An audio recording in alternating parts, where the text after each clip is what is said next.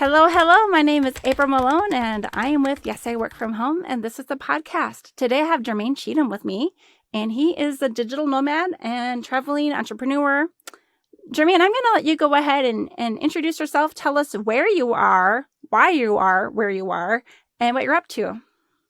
So I'm in Malaysia right now. I didn't ever anticipate being in Malaysia, really. I thought I was going to stop here for maybe a week or so.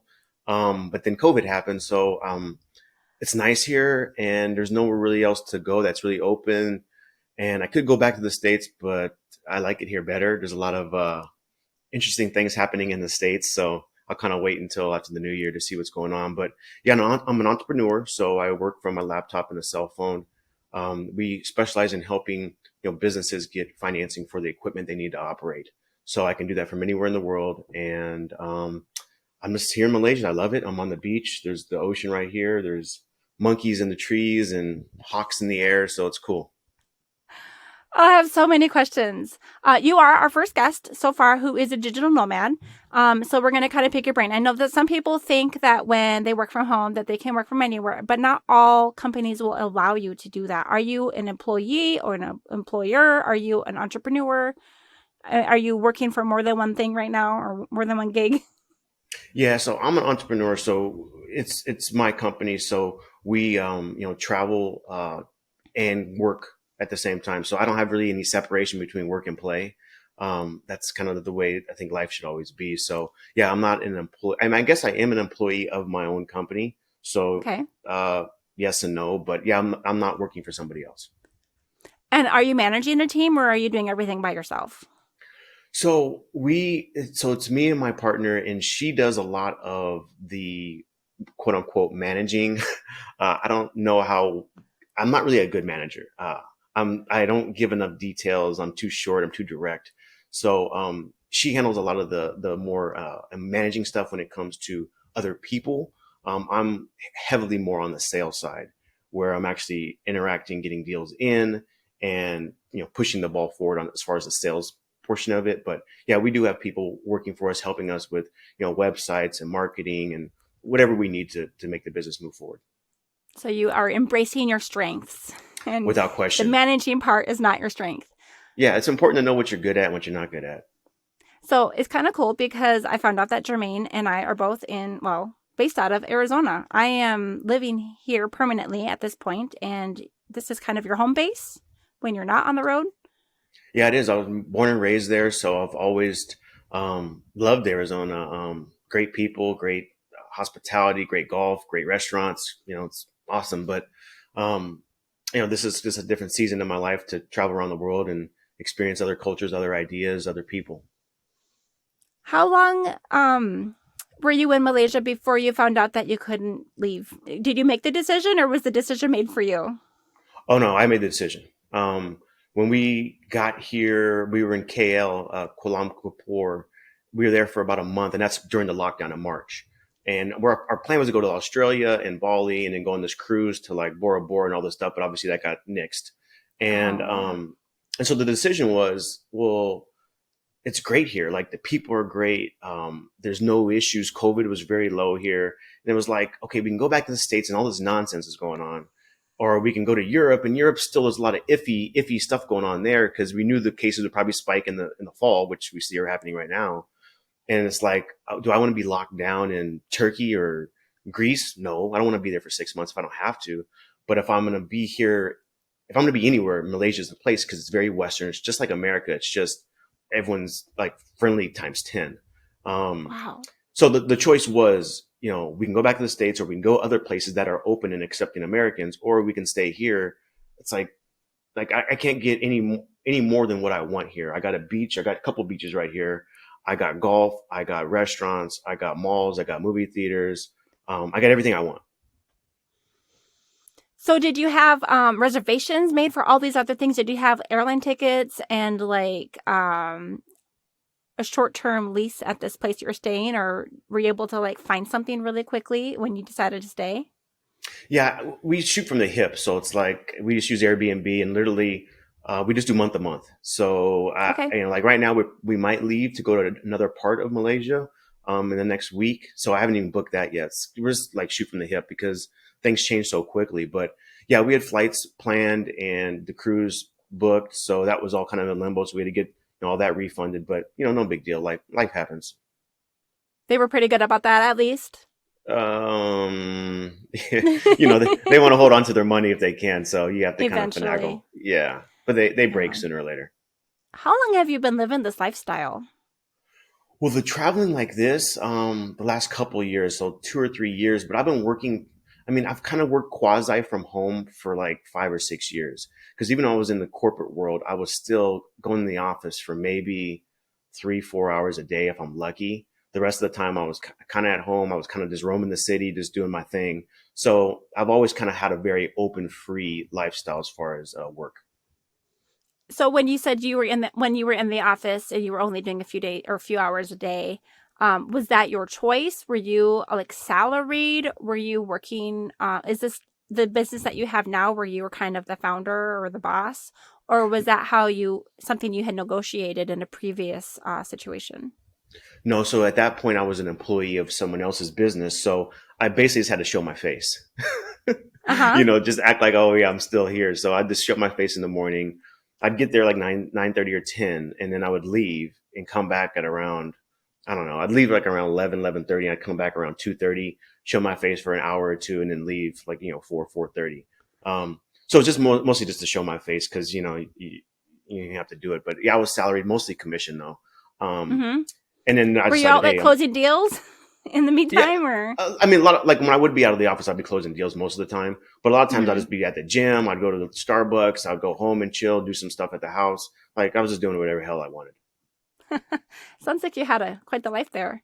So, tell us what's your story? Where did you start, and as far as your employment or your business or your entrepreneurship, Yeah. where did you start, and where are you at now in that?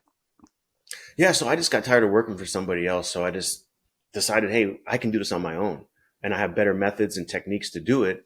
So I just quit and started my own business. And, for me, sales has always been something that, has kind of eluded me. I never thought of myself as like a salesperson because it's just a conversation. I'm not selling anything. I'm just talking to you about what services and what I'm an expert at. And if it works for you, great. If not, so be it. And so, but I was always growing up kind of scared to put myself out there.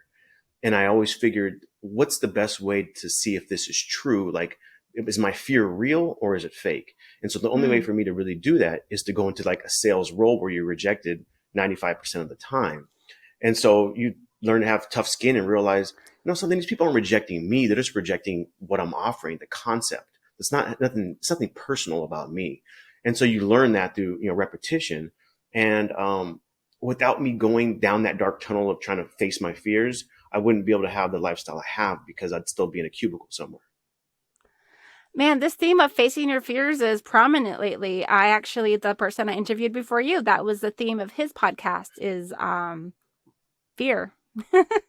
So I had a conversation similar to this just a couple of days ago, but it's interesting that some people can name that, and other people is difficult for them to say, I actually, am facing my fears. Usually they just say, oh, I'm really good at procrastinating. Yeah. Yeah, it's true. Because I always have this little thing I call follow your fear. Because if you do follow your fear, the light's on the other side of it. Because everything you want in life is on the other side of fear. And the fear is it's a fake thing. It's just something in your mind. It's not a real thing. Everything in life is neutral. All events. Our conversation's neutral. If I get a deal, if I lose a deal, if I get the girl, if I lose the girl, if I get the money, if I lose the money, it's all neutral. It's just my meaning I put behind it. It's just fear. And so when you can compartmentalize fear as just a concept, then you can say, oh, there you are, fear. Okay, move aside. I'm going to move forward. But otherwise, Interesting. it just ruminates in your mind. If you don't put it in that context, then it's just like controlling you because you're not facing it, like you're not following it, you're not leaning into it, you're avoiding it, you're running away from it, and then it controls you. It's like anything else. I think I have a fear of people thinking that I'm like too salesy. I want to be regarded as someone who's genuine and who cares and who is giving and generous and here to help. And I think, that's one thing that holds me back is I sometimes have worried that people are going to think I'm like a slimy salesperson. when I'm trying to say, hey, but I also have this product that, or this, service or this, whatever it is, that might be of use to you. How do you separate yourself from those sales tactics that, have that bad reputation or that have the stigma? Yeah, it's difficult because everyone has their own advice for you, like what works and what doesn't work. Like, oh, use this script or use this type of landing page or do this or do that. And Yeah. at the end of the day, you have to be comfortable enough with yourself to say, that doesn't fit my personality. I have to be myself. I have to shine my own light and how I want the world to view me because it's my voice, it's my music. And so you have to really come at it from a place of authenticity. Like, I'm just going to talk to you the way I normally talk to anybody. Right. And if you understand it, great. If you don't, so be it. But I'm not selling you. I'm basically just giving you an opportunity to advance your life. Because if you don't believe in what you're selling, then you're going to need a gimmick. You're going to need a shtick. You're going to need a script. But if you believe in what you're selling, people are going to feel that energy from you. And they're just going to buy it naturally because they know you're offering something you believe in that you think it'll help their life. That's how I approach sales in general. Because I'm thinking to myself, if you don't want to work with me, then that's your loss. Because I have some cool stuff for you to take advantage of. But if you don't see it, then that's on you. I'll move on. So tell us again, what is it that you are selling? So I guess it'd be money. But we basically do financing for small businesses. So if there's a doctor that needs a new ultrasound machine, but he doesn't have the 50 grand or doesn't want to spend the $50,000 to buy it, we would come in and say, hey, we can do this, finance it for you. And you just pay, small monthly payments to make it more feasible. So that's basically what we do. So are you often in that medical section or is it for anything, any small business? We can do it for any small business. So, a lot of the banks kind of forget the small businesses. So that's kind of where we step in and help them out. But it's really anything in the United States, any type of small business. My niche is just the medical realm. So we do a lot of medical, dental, and vet, but we can really do anything. So I am not very well versed in this business finance world. Does that mean that you have to also help secure investors for these small businesses? Are you helping do that matchmaking? Exactly. That's basically our primary role is we match the people that need the money with the banks that want to loan it out. The only difference is we're the ones that find the deals for the banks because, like I said, they're too lazy to to look for small businesses. They want to do a $50 million deal, not a $50,000 deal. So we find the deals for them and we get a commission for it.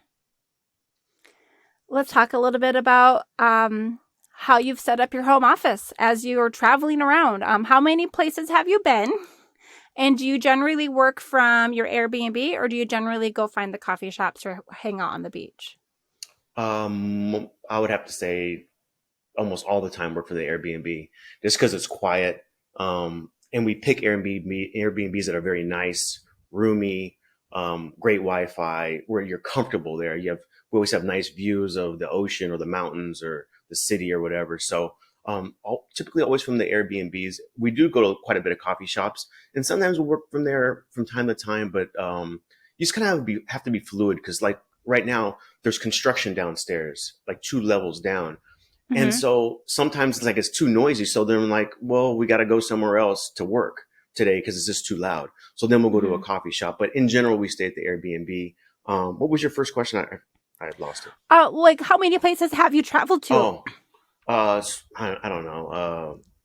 All throughout Europe, all throughout Central America, all throughout the United States, quite a bit of Asia, Thailand, Bali, I don't know, maybe 20, 30 places. I don't know. Where have you not been yet? So I haven't been to Russia, haven't been to, South America, like Brazil. I haven't been to Australia. I guess that's it. New Zealand? Not yet. Not New Zealand, no. I have been to Europe 3 times, but the countries that I went to aren't very well known. I've been to Albania 2 times and Kosovo and then layovers. What did you think about those areas? It was interesting. You learn to love the people, and I never have been really good at picking up languages.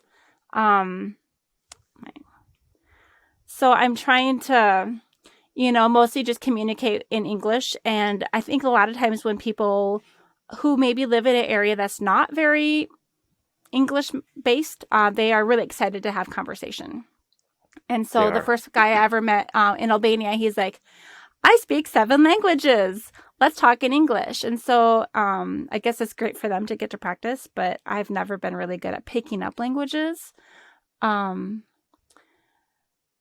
but, the hospitality that you see sometimes, because we were working with we weren't just there as tourists. We were like working with like, say, a local church or something, and sometimes schools. And, people were just welcome us into their home and like put out a spread, and we ate a lot. So Nice. my experience is different than maybe like backpacking through Europe kind of experience. Haven't really ever done that yet. Yeah. No, I haven't either. I like to stay at nice places, so I'm not really. I mean, I have only I have two backpacks, but I'm like Yeah. we're like kind of like fancy nomads where we like to have nice stuff and nice places, but we do live out of backpacks, so I don't know. Okay. Fancy backpacks.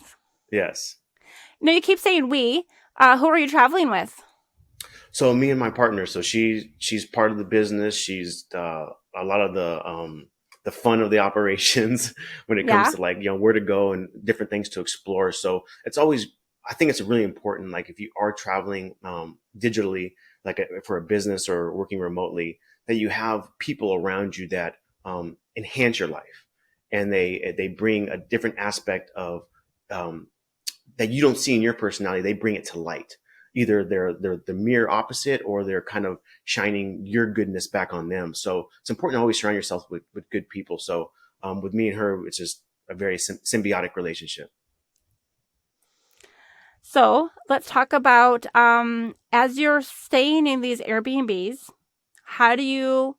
Okay, I've had to do this before. I did that. I went to Minnesota. My brother was getting married, and we rented a house. It wasn't a nice Airbnb. It was an older home.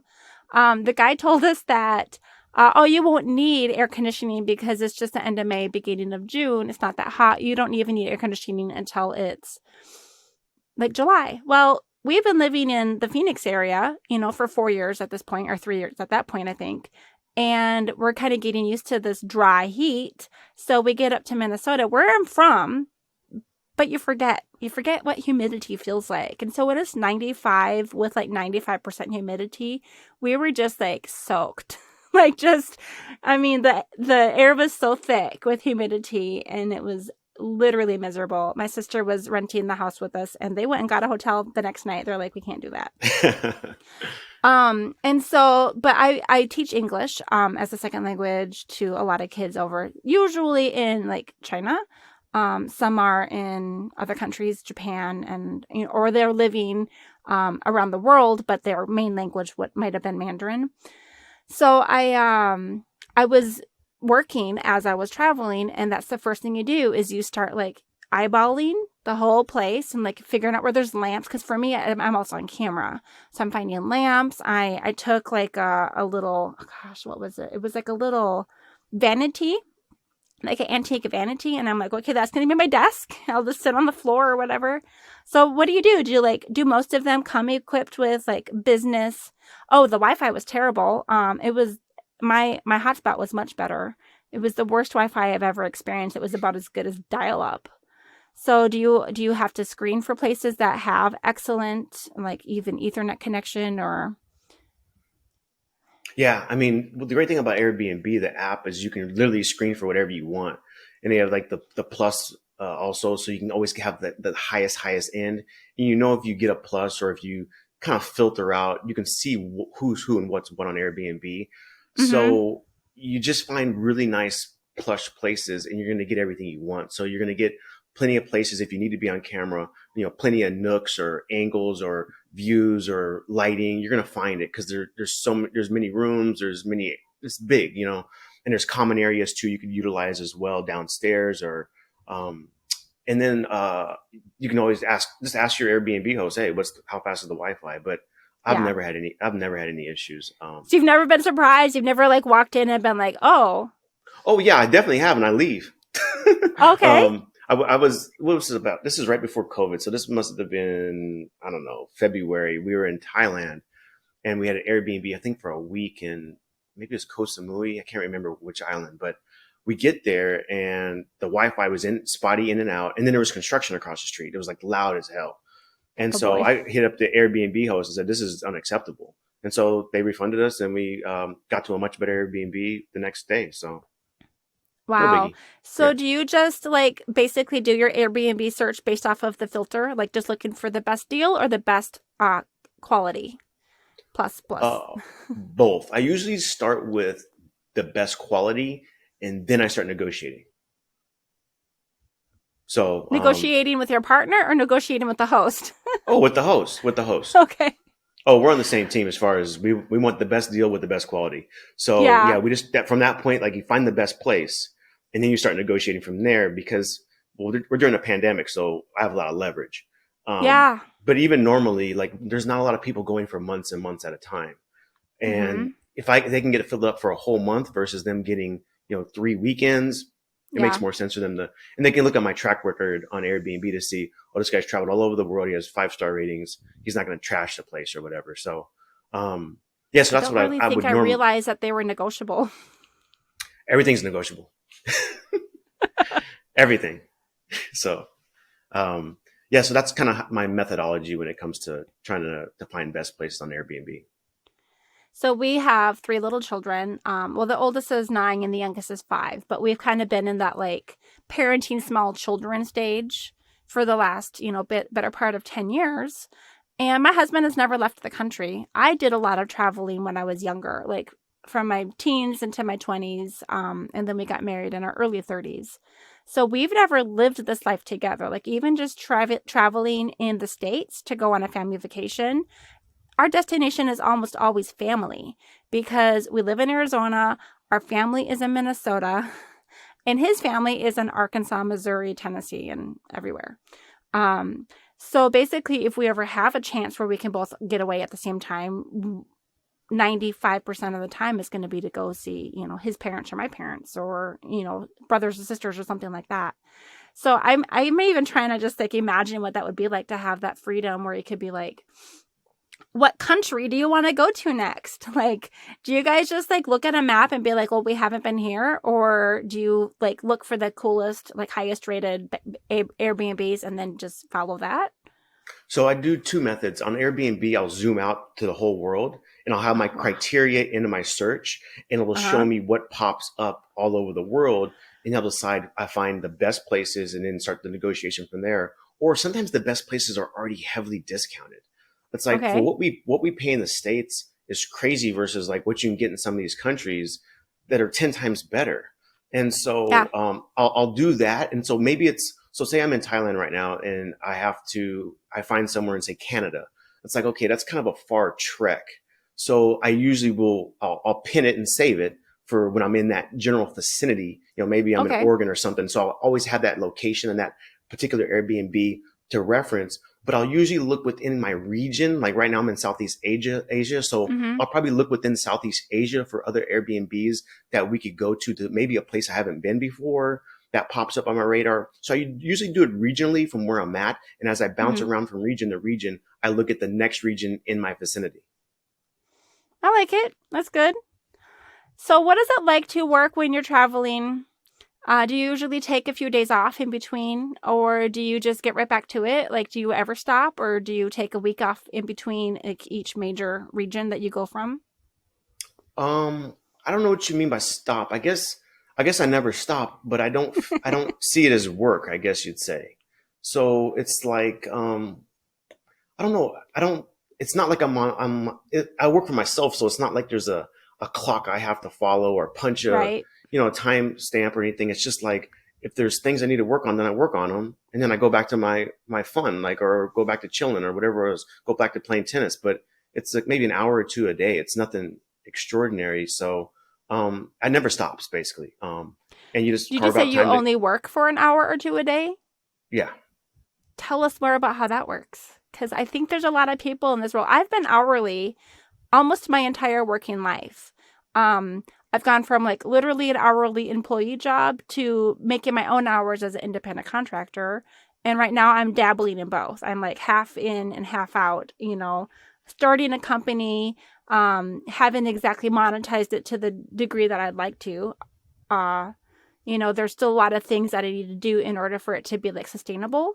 So I still am like teaching in the middle of the night. I wake up in the morning to like get a couple of hours of teaching. And so when I'm teaching for these companies in China or whatever, they're not very understanding when you need to cancel. Like, so you need to plan what you open around if you're going to be traveling. And if you open something and then they fill it up with students and your travel plans have changed, people are teaching out of airports, or like in hotel bathrooms. Yeah, I mean, just people have done everything just to keep the hours so you don't lose that, relationship with the company that you have. They're not always, like I said, very forgiving when it comes to that sort of thing. So I can't exactly imagine what it's like to have that much flexibility because I'm not there yet. Yeah. My number one thing in life is freedom. And so I've built and designed and engineered my life to make sure I obtain that. And so I have to structure my day so I'm the one in control and my clients are not. And so I'm not like always available. And the reason why is I don't want to be controlled because I like my freedom, but also I have to structure my day because I travel around the world. So there's only certain windows that are actually feasible for me to work. I'm not going to wake up in the middle of the night to work. That's just right. It's not worth it to me. So which I've done for a few years. Yeah. So for me, it's like, okay, I can return emails and calls during this window. And it's usually right now in the morning, like from 7 till 9. And that's the only time I work because back home, it's like 4 p.m. So you're catching people at the end of the workday. So they know, I haven't heard from Jermane all day. Well, he always returns my call or email at 4 o'clock. I'll just be patient. So you almost train people to work on your schedule versus me trying to cater to them. It's just the way my personality works. So, so that's kind of how I structured it. I like it. Yeah. Yeah. Cause I could never be an hourly employee or even an hourly anything because then I'm trading my time for money, and life's too short. Life's too beautiful for me to explore, to experience, for me to be trading my time for money. So I've always knew that I had to structure it. So I was paid like commission. So if I work 10 minutes or I work 10 hours, it doesn't matter, whatever it takes to get the job done. But yeah. And obviously it must be paying the bills. You have found something that's working for you. Are you also paying for a place back home? Or have you guys put everything into storage or just gotten rid of everything and hit the road? Yeah, so we got rid of everything, sold our houses, returned our cars that are on lease. We don't really have a storage. I mean, I have an office back home, and I have I think a 5x5 storage. There's really nothing in it. So most stuff's gone. And life is so much better that way. Because you'd be surprised how much stuff's going on in the background in your mind, thinking about all the stuff you have, and you got to update this or get this insurance policy on this or da da da. It's always something. But when that's all gone, it's just like you're kind of just free, just to be. Right. Do you guys rent cars, or do you just live where you can walk everywhere when you're out and about? So just walk or Uber, or out here it's called Grab, but same company. Public transport. No, not really. We tried that before in Central America, like the whole chicken bus thing. Like I said, we're too fancy for that. Didn't work out. We were stuck on like a roadblock for like there was some protest about the president or something for like 4 hours. It was miserable. No, it was. So I was like, no, we're just gonna fly going forward. Yeah, I can see that. Yeah. So we just take Ubers. Let's everywhere. Talk a little bit about family. I was just talking about my family and how we travel to see them. What about you guys? Do you have family that are like, come home, come celebrate with us? Or what is your family life like? Yeah, so our family still lives in Arizona. And no, they're not really. I mean, people were scared when COVID happened. They were like, you guys better come home. Otherwise, you're not going to be able to get home. You're going to be stuck over there. And I know Americans. And I was thinking to myself, you guys are going to lose your when you can't go to Starbucks, when you have to wear masks, when your freedom's constricted, because we've seen it happen over here. And in Asia, people are used to wearing masks. They've been wearing masks for decades. And so they don't panic. And there's more of a communal environment over here. So there's no individuals. So I knew them saying, it's going to be worse over there. You should come home to America. I'm like, man, you guys don't know what you're talking about. So I thought that was funny, but, yeah, so they wanted us to We'll come be home at fine. that point. Yeah. It was more of a fear of the whole COVID thing, but, yeah, so when we get home, we get home. I don't know when that'll be. And then when we get home, then we'll see you. But like, everyone has to live their life. And we, to me, proximity is interesting because I can feel like I'm with people even without me physically being there with them. Yeah. Because like memories are very important. So I always kind of lean on like memories and ideas and things I've learned from people. And it almost makes the relationship more rich when you have that separation, because you almost give you time to reflect on how these people and individuals have impacted your life when you have Mm. separation from them, and you actually can process it better than actually them being in your life like day in and day out or week in and week out, because you almost take them for granted and you forget about these little nuanced things they taught you that you never realized until they were missing. Absence makes the heart grow fonder. Yeah, to a certain degree, yeah, or just more clear. Interesting. We've Yeah. actually found, well, my relationship with my family is a little unique. I come from a very large family. But I've lived away from Minnesota where they all are. I have one sister in Atlanta, and then everyone else, literally everyone else, is in Minnesota. And we'll go 6 months and sometimes 18 months before we see them again, just because sometimes travel is expensive and we've got little ones or we're working. Um, when the pandemic hit, we started a thing. Like, we have never done this, for these last 10 years that I've been away from Minnesota, but we started doing Zoom. My mom has never been really great with video chat and she misses, the grandkids. And now we're like, we're probably not going to come home for Christmas. I have a brother and a sister who are each having a baby, and it breaks my heart, but I'm not sure how long it's going to be before I get to see them. But we are every single week on Zoom, which is new. And, not everyone logs in every week. I start the meeting every week. Sometimes I'm late. And they love me, thankfully. But I've seen more of my family in the last 6 months than I have seen them in the last 10 years, literally. And it's kind of great. And I Yeah, have one no, brother who won't come on. He's like, yeah, I don't like to do, online stuff. And I'm thinking, I'm getting to know the rest of my brothers and sisters better now than I had before. yeah. No, that's awesome. It's obviously different when you have kids, I think, too, because the grandparents want to see the kids quite a bit, so it adds a different dynamic. So I don't have any kids, so that might play somewhat of a role as far as like I'm not doing Zooms all the time or anything like that. But Hmm. yeah, it's awesome. Technology it can be used for good or it can be used for ill. It just depends on what side of the fence you want to be on. That is true.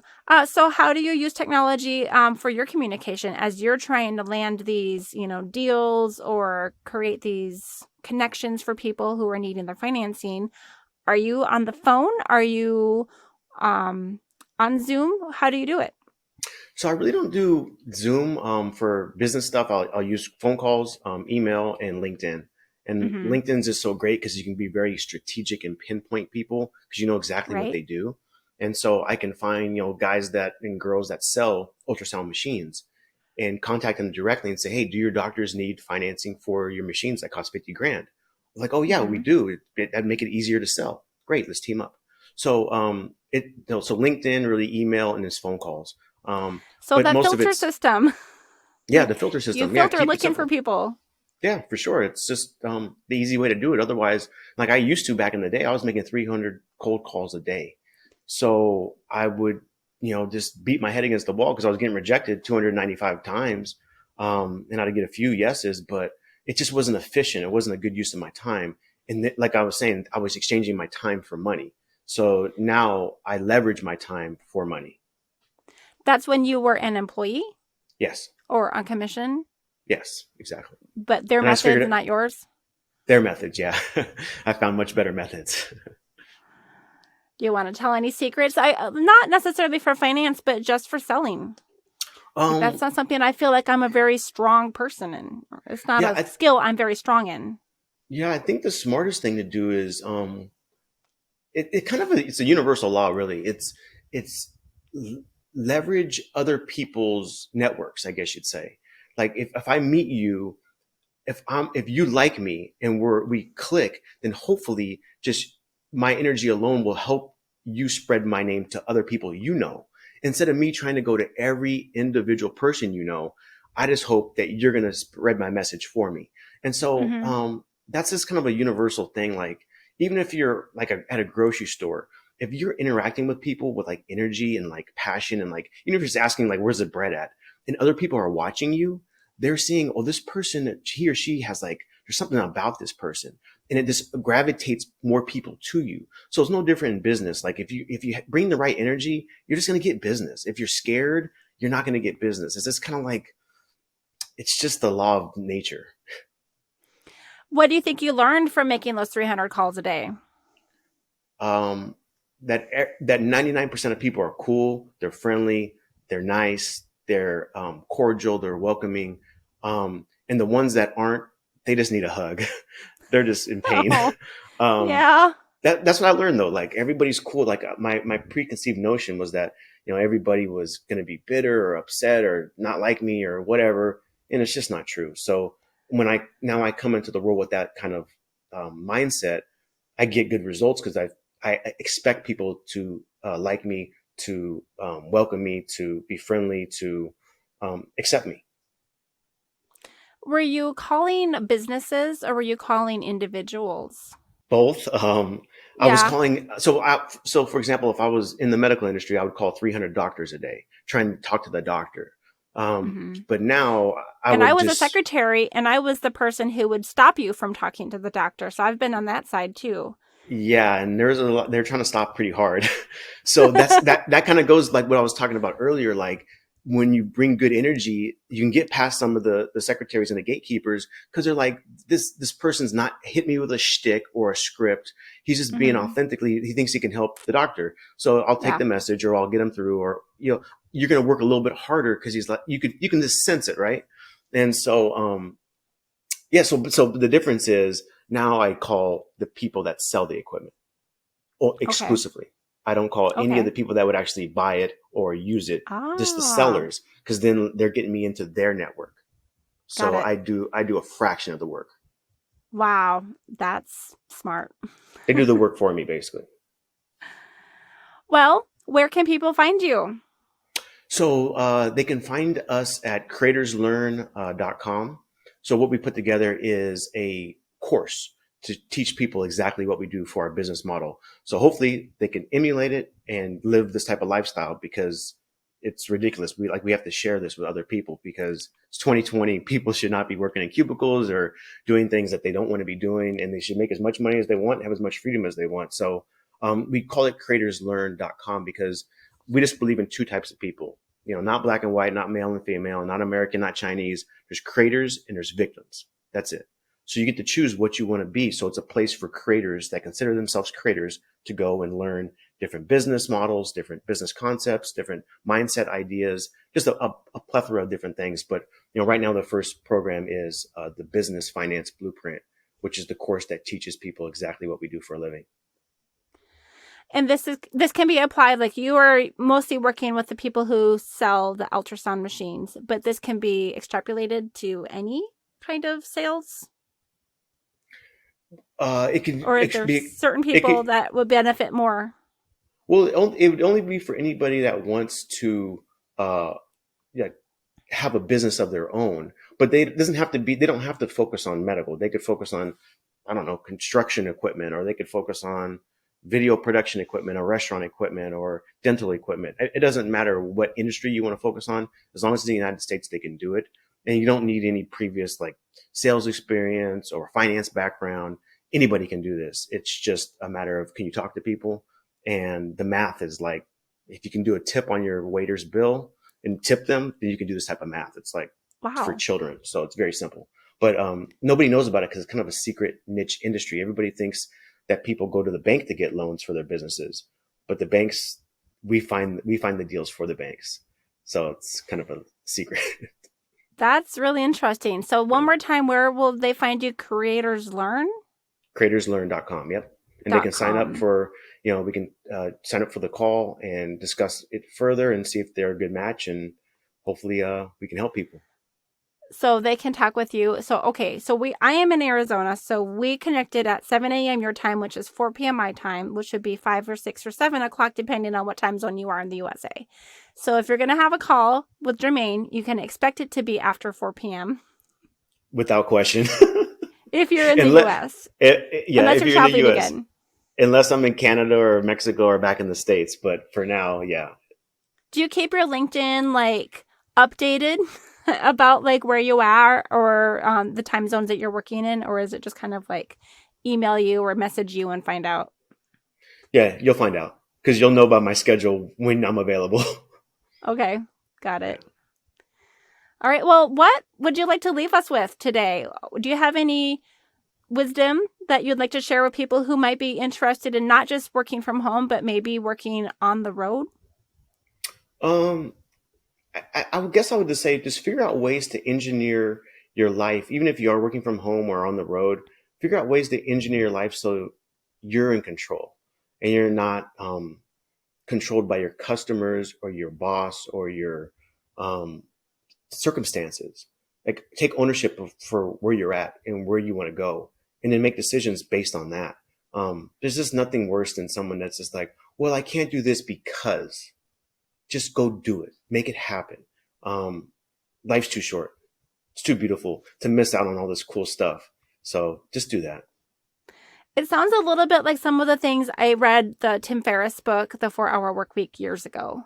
I think not too long after it came out. Do you have anything that you have like consumed or read or watched or heard that has helped you embrace this lifestyle or this way of thinking about your freedom and your control of your own life and time? Yeah, I mean, that's a great book. That definitely played a huge influence on thinking about how I could structure and engineer my environment. Um, Tony Robbins' Awaken the Giant Within was a great one because it's all mindset. It's all comes down to what's going on within your head. And Mm-hmm. a great business book. I think a lot of people, especially nowadays, we're a little too scattered. We don't know, we're doing too much stuff. And so it's the Gary Keller book called The One Thing, and he's Keller Williams Realty, and his whole philosophy is focus on one thing. Like whatever you're doing, just do the one thing to the best of your ability, and don't get fragmented in doing multiple stuff.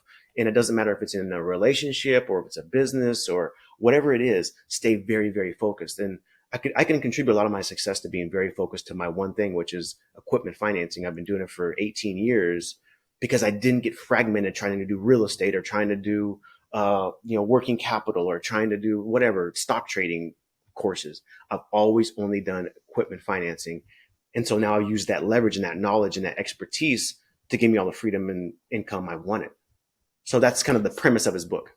Kind of narrowing down things to like a niche. To a niche, exactly, and sticking to Um, it. I'm trying to think if I own that book. I bought a few books that were more about like time management because that's not my strong suit. um, and I guess sometimes people think, day by day, like I need to focus on my one thing for the day and I need to get that one thing done. Is that where you're going to, or is it more just focus hard on the financing for medical equipment? Yeah, I'm talking about the macro, the financing for medical equipment, the big macro. Okay. That's my one Uh-huh. thing. So if everything I'm doing within this single moment is not getting me further within that macro picture of equipment financing, then I'm getting Mm-hmm. distracted. If I'm looking at YouTube videos about which is the best stock to pick, then I'm getting distracted from my one thing, which would be equipment financing. So luckily at Ah. this point, I have enough free time. I can I can focus on a lot of different stuff. But when you're first Mm-hmm. starting out, you have to be very, very disciplined on what you're focusing on, because then you can leverage that, and then you can open up your day to, maybe you're spending 8 hours a day or 12 hours a day on this one thing. But after you do that for a while, then you're only spending half an hour a day on that one thing. And now you can focus on some other one thing. And you can have Mm-hmm. multiple one things in different genres of your life. Right. Maybe if it's in your relationship, maybe your focus only on is, I don't know, massages, giving massages to your partner. That's your one thing. That's how you create intimacy. I mean, whatever it is, you can figure it out. But it just makes, and I think that would take care of the time management issue too, because now you're focused. Time management is about being distracted. It's funny that you mentioned the massage thing because just a couple of months ago, it's not so much creating intimacy, but I have had like some literal, like painful parts in my shoulders and like my calves and things like that. And so we have been going to YouTube and been like, watch the massage therapist like training videos and just massage that one part. And it definitely does create, a stronger relationship because I'm thankful, very grateful for that help, to get me to my next like professional massage, Right. which don't come often enough. How does being on a podcast contribute you or drive you towards your one thing? Or is this one of those other things that you have time for now? Well, right now my one thing is the Creators Learn and the course. Okay. So Yep. this definitely helps because actually this is, I guess my one thing is kind of more. This is an interesting question. Now I'm thinking about it. It's more. I think a lot of the whole podcasting thing is almost therapeutic to a certain degree, because I'm already going to talk about these things inside my head anyways. So Mm-hmm. now I'm just vocally expressing them. So it's almost like an out loud journal for me to have these conversations with you, because it allows me to express my thoughts and ideas to other people, hear their thoughts and ideas, and then in the same breath, I can introduce them to this program and this course that kind of shares some of my thoughts and ideas about how I built this life and give them an opportunity to emulate it. So my one thing is the course, but also the way my method with the podcasting is kind of a therapeutic way for me to already do what I'm doing, but have it help more than just myself. Right. Has the course launched yet, or has it launched before? Or is this going to be the first go at it? So we do have some students in it, but we're capping this first initial class so we can make sure it's structured perfectly. They're gonna have a lot of hands-on guidance from us, both Mm-hmm. of us. So we want to make sure it's just we're giving everybody everything they need to be successful. And so it's the first class is filling up, but once that's full, then we'll stop it and then we'll probably reintroduce it at a later date. But it's, I guess you would consider it the first major class. Yeah. Yeah. It's like what do they call that something? Founders, like the founders. I don't know, the initial group. Yeah. We call it the inner circle because it's just a small Yes. bubble of people. There's no riffraff out there. It's just people that really want to be serious about living this type of life. And then what format is your course? Because I know there are a lot of different ways that people do things. I'm looking at probably building a course in the next few weeks as well. But, are you dripping things out? Are you doing lives? What format is it? Yeah. So I think it's like 10 or 12 modules that go through every aspect of the business, crossing every T, dotting every I. And then it's video tutorials. So it's video courses. And then there's exercises they can do. There's weekly live calls where it's Q&A for any questions they have. So that's my expertise is not on that part of it per se. I didn't. She really handles a lot of that part of it as far as how it's structured. I'm more of I guess the talking head because Uh-huh. I kind of know the sales part of it and like Okay. the bigger picture of it. But yeah, that's the basic premise of it is the live calls, the video tutorials, and the exercises. And I think it's like 12 weeks, but I think we're doing it at do it your own pace. If you want to do it, Okay. knock it all out. If you're like really motivated, then great. If you want to take it step by step, you can do it that way too. So we have it kind of catered to everybody. Excellent. So one more time, where do we find you? Creatorslearn.com so they can get all the information there. Great. Thank you so much, Jermaine. It's been a great time talking with you and hearing about your journey, adventures, and some really good ideas. I will be looking that up, and I hope we can chat again sometime soon. Thank you so much. Awesome. Thanks for having me. All right. Well, this is April Malone with Yes, I Work From Home, and today I had Jermaine Cheatham, and we're both from Arizona, but he is out in Malaysia right now. All right. Take care, Jermaine. See you All next right. time. Thanks. Bye.